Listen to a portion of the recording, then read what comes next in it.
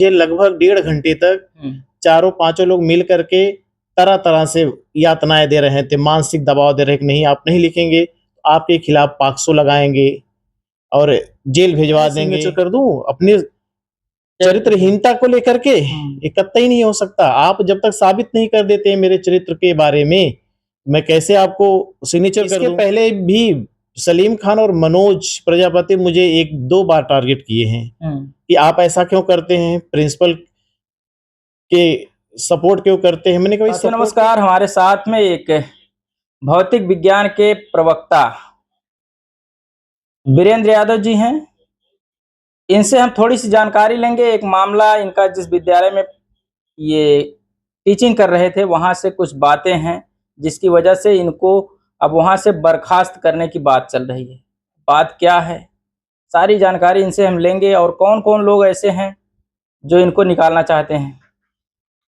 क्या कहेंगे भैया, क्या बात रही कि आप? मैं थोड़ा सा अपना परिचय देना चाहता हूं। मैं वीरेंद्र कुमार यादव हूं और श्री कैफी आजमी कन्या इंटर कॉलेज मेजवा में 7 सितंबर 2021 को मेरी 5 सदस्यीय टीम के द्वारा इंटरव्यू के माध्यम से ज्वाइनिंग लेटर मिला।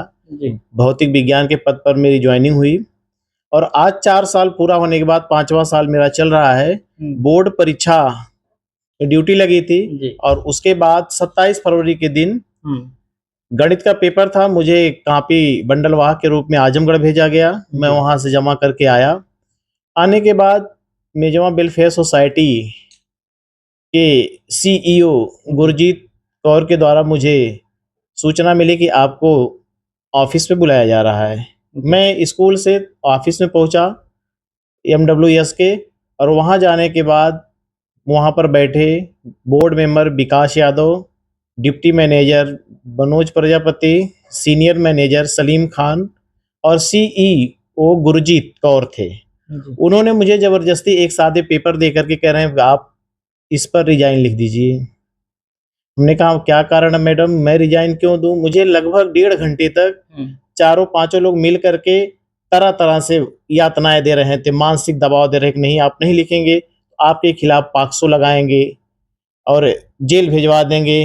राज्य सरकार के द्वारा इतना कठोर नीति चल रही है तो इसमें फर्जी फंसा करके, हाँ, पूरी तरह से निराधार, जिसके कोई साक्ष्य सबूत नहीं। मैंने फिर कहा कि मैं ऐसे नहीं लिख सकता। फिर उसके बाद सादा पेपर को हटाने के बाद उन्होंने कहा कि आपको केवल लिखना है कि मैं अपने विद्यालय के लोग आपके चरित्र से संतुष्ट नहीं हैं, इस नाते आपको विद्यालय से टर्मिनेट किया जा रहा है, आप सिग्नेचर कर दीजिए। हमने कहा मैं सिग्नेचर कर दूं अपनी चरित्रहीनता को लेकर के, ये कतई नहीं हो सकता। आप जब तक साबित नहीं कर देते मेरे चरित्र के बारे में, मैं कैसे आपको सिग्नेचर कर दूं।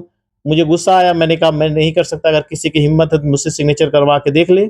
मैं उस दिन चला आया और उन्होंने कहा कि आप विद्यालय में मत जाइए। हमने कहा विद्यालय में नहीं जाएंगे भाई, आपका विद्यालय है। बट यहाँ पर ये बात होती है कि मैनेजमेंट के लोग ऐसा कर रहे हैं, लेकिन इसकी जानकारी प्रिंसिपल को होती, जो पूरे दिन भर विद्यालय में रहती है, देखभाल करती है। यह जानकारी प्रिंसिपल से लेना तो उचित होगा कि भाई मैं कैसा हूं, मेरा आचरण कैसा है, इसकी जानकारी श्रीमान जी आपसे मैं निवेदन करता हूं कि प्रिंसिपल से जरूर मिले और मेरे बारे में जरूर जांच करें कि मैं किस चरित्र का आदमी हूं। क्योंकि अगर किसी को भी निकालना है तो उसको बड़े आराम से आप निकाल सकते हैं। कौन कौन लोग हैं वो उसमें? जैसे डिप्टी मैनेजर मनोज प्रजापति हैं, CEO गुरजीत कौर हैं, सीनियर मैनेजर सलीम खान हैं और विकास यादव बोर्ड मेंबर हैं। इसके पहले भी सलीम खान और मनोज प्रजापति मुझे 1-2 बार टारगेट किए हैं कि आप ऐसा क्यों करते हैं, प्रिंसिपल के सपोर्ट क्यों करते हैं। मैंने कहा सपोर्ट क्यों करते, मेरा सीनियर मैनेजर है, लाइन मैनेजर मेरा वही है, तो मैं उसी के कहने पर काम करूंगा। ये बातें उन लोग को बुरी लगती है कि प्रिंसिपल के अंडर में आप काम न करें। मैं भाई किसके अंडर में काम करूंगा, मैं प्रिंसिपल ही तो सर्वे सर्वा होता है जी, प्रिंसिपल ही सर्वे सर्वा होता है।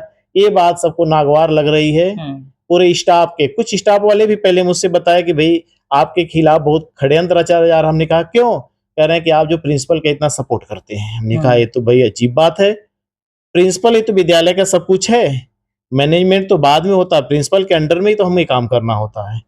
ये मनोज प्रजापति जो बता रहे हैं आप, ये कब से आपके संपर्क में हैं? जब मैं ज्वाइन किया तब से ही है संपर्क में।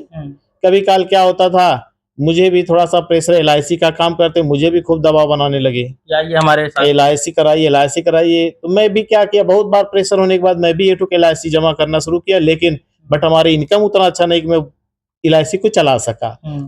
अच्छा ये बताइए, अगर मान लीजिए जो इस तरह से साजिश बस निकालने का प्रयास किया जा रहा है, वैसे तो प्राइवेट विद्यालयों में या किसी भी संस्था में आप जुड़े हैं तो वहां से निकालने के लिए आपको सीधा-सीधा कह दिया जाता है कि भैया जी, आप चले से जाइए। हाँ, आप चले जाइए, हाँ हम लोग संतुष्ट नहीं है जी, आपसे। जी। ऐसा भी हो सकता था? हाँ, ऐसे मैं तो उनसे बार-बार भी कह रहा था कि सर मेरे ऊपर किसी तरह का क्लेम ना लगाया जाए। अगर मेरे वर्क से आप लोग सर्टिफ़ाई नहीं है तो मुझे कह दीजिए, आप कल से मत आइए, मैं रिज़ाइन दे रहा हूँ।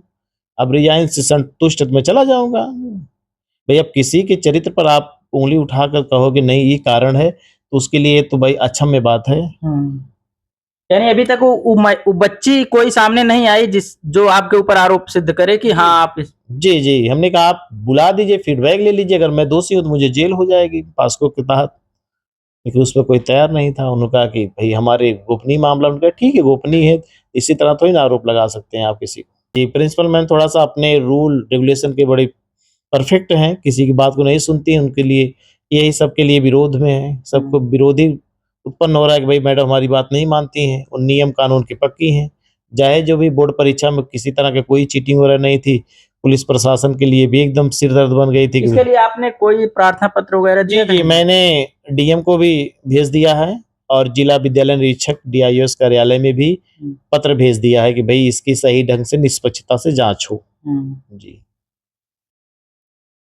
तो देखिए भैया इनकी बातें रही, इन्होंने जो बताया उसके अनुसार अगर बातें जो भी हैं जांच करके सत्यता की जांच होगी तो कंफर्म होगा कि आखिर क्या वजह रही, और जो भी व्हाट्सएप चैट हैं उनको भी हम दिखाने का प्रयास करेंगे और इनकी मैम से भी थोड़ा सा बयान लेंगे और प्रिंसिपल मैम से भी हम बातचीत करके उसको भी दिखाने का प्रयास करेंगे। आप लोग कमेंट करिएगा, क्या एक प्राइवेट अध्यापक जो कि मामूली सी सैलरी के लिए पूरा दिन खड़ा रहता है, उस दर्द को तो यही जानते होंगे, लेकिन अगर इनके ऊपर ऐसे आरोप लगा दिए गए, आरोप लगे, अगर सत्य हो तो ये भी मैं नहीं कह सकता कि असत्य हैं, लेकिन आरोप सत्य होने चाहिए। अगर किसी को निकालना है तो सीधे कह दो भैया जाओ आप अपना बोरिया बिस्तर बांधिए और चले जाइए, ऐसा भी हो सकता है। लेकिन आरोप लगा करके और एक कितने दिनों से आप टीचिंग कर रहे हैं ये?